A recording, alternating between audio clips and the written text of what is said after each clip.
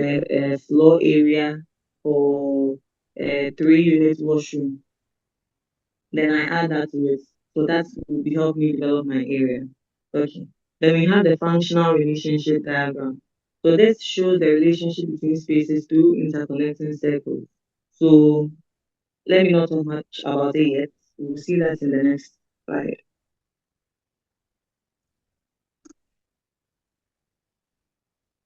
So looking at the sheet on the left, like I said, the design brief is what we have on the left, derived from our case studies. And then the accommodation schedule looks like this. The table we can see on the right. So the spaces here, indoor reading area, book display area, book storage room, tuck shop, washroom.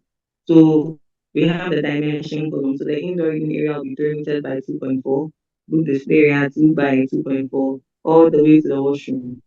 Then afterwards, I add all these areas and it makes me know the total floor area I'll be having for my design. And then the functional relationship diagram I spoke about. So this is how it looks like. So you are not developing the idea. You cannot just start off by drawing plans. So you can start off by using circles. So you draw one circle, okay, so this will be my entrance. You draw another circle, okay, right from the entrance, you have to get to the reception. Then from the reception, you have to have access to the washroom, have access to this, have access to that. So you draw circles to connect the spaces. So you know that there should be a connection from the entrance to the reception. So those two circles have to interconnect. You know that definitely there has to be a connection from the reception to the stairs. That is a storage building. So you interconnect those circles. So that way you end up bubbling it up and then it gives you how your plan will form. Okay. This is just showing us further about the accommodation schedule. Yeah. I would like to ask another question on behalf of the community. Okay. So, we were looking at the functional relationship diagram. Yeah. Yes. Is it possible for somebody to first have a form in their mind first and develop it before the functional relationship diagram comes in? Please can you Or come again?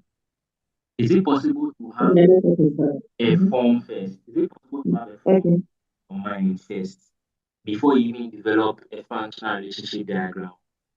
Or Oh, okay. you need to have a functional relationship diagram first before you Okay. develop a form? Okay. So the thing is, design is a step-by-step approach. There's a forward approach and there's a backward approach. It is very okay to have a form before you go back to do your functional relationship diagram. But then the aim here is to guide us through the requirements for every project we are given in the studio. You get it? So if maybe out there you have your form before going backward, that's okay. But once it comes to presentation, you have to show a step-by-step procedure. So you can have your form in mind, but then you still have to go back to getting your functional relationship diagram so that there's a build-up process in the design. Please, do you get me? Yeah, yeah, yeah. Yes. So the aim is to be in Somebody is between asking a them. question. Okay. It says, please, does the bubble diagram need to be in accordance with the plan? In accordance With the plan. Does the okay. bubble So diagram need to be in accordance with the plan? Question okay. from So Pastor also. mm, all right. All right. So the thing is design progresses, right? So you can start with a bubble diagram, but your plan would differ from it in the end. But it doesn't have to be completely different. You get it? So in as much as it doesn't have to be exactly like the bubble diagram, at the same time, it doesn't have to be completely different because it's a thought process. So you cannot Okay. completely veer off the Okay, bubble so diagram. But at the same time too. I'm thinking the bubble diagram is just a kind of visual representation of the Yes. spaces. Yeah, it's just a kind Yes. of conceptual representation. It's not the real thing Yes. because the plan It's is not a more real measured. thing. Exactly. Yeah, And it's once you more start measured. doing the plan and you put dimensions to it, you realize that you bubbled maybe a washroom next to the classroom, but then it's not working because of the dimensions. So you have to move that space to another place, so it happens that way. Yeah. Yeah.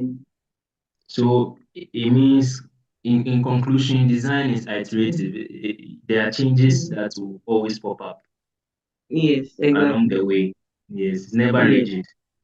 Okay. exactly. Please, But are you you don't have to answered? keep progressing. Yes. Um, Grace, please, are you answered? Okay.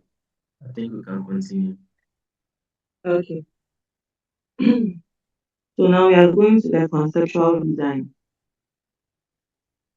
So the first thing I'll talk about is conceptual site planning. So here, the functional relationship diagram I spoke about, now we are going to put it in context on site. So like I said from the beginning, every project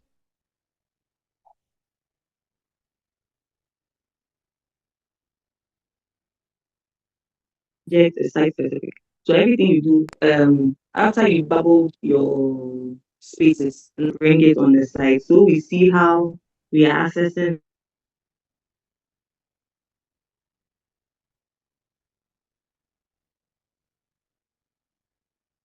dimension that by that conceptual sheet. And then we have the form development. So at this point, you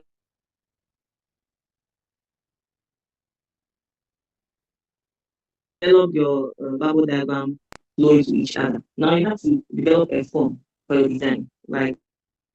So here there are so many elements of design you can use.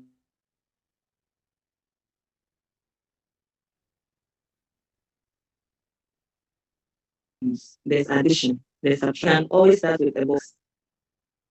Um, how do you call it? There's a book. I've forgotten the name. I'll get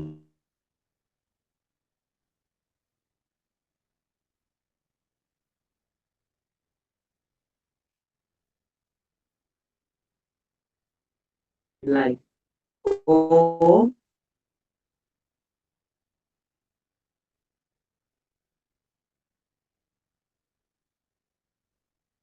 you can add a box on top of it to derive your form, or shapes, or any object in the environment. You can build on it to derive your design. Okay. So moving forward. So now the site plan, that's the first thing I spoke about concerning the conceptuals. So we realize from this that now the function relation diagram is on the site, right? So that helps you to know how you're accessing the site, how the building will be oriented on the site, and how you're accessing the building on site. Okay.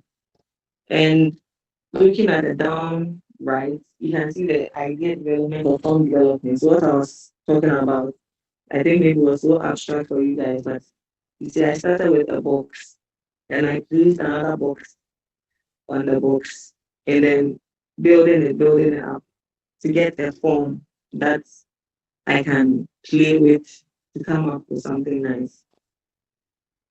So this is also a bubbling of the spaces on the side. So this was a library design using containers architecture. So after bubbling everything, I ended up doing some small massing. So you can do that too. After you bubbled everything, you can mass it out to give a visual of how the design will look. This is not in detail, it's just a rough massing to show how the design will look. Please, any questions before I continue? Okay, let me finish this. So this is also sorry, a typical site conceptual planning, bubbling the spaces on the site. Please pardon my road. Um, yes. So if you realize that one public app